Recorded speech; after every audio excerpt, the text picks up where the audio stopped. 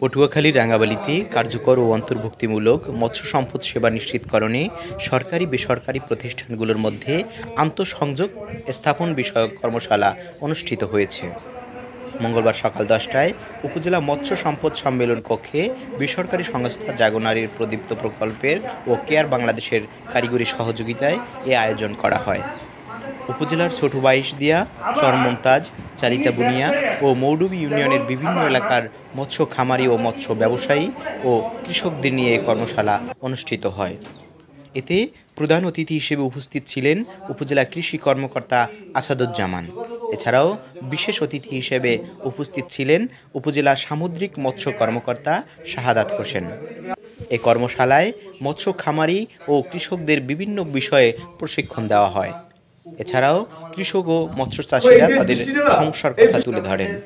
অনুষ্ঠানে সঞ্চালনা করেন প্রদীপ্ত প্রকল্পের সিনিয়র অফিসার ফরিদ উদ্দিন ও ফিল্ড ফ্যাসিলিটেটর জুয়েল মাহমুদ।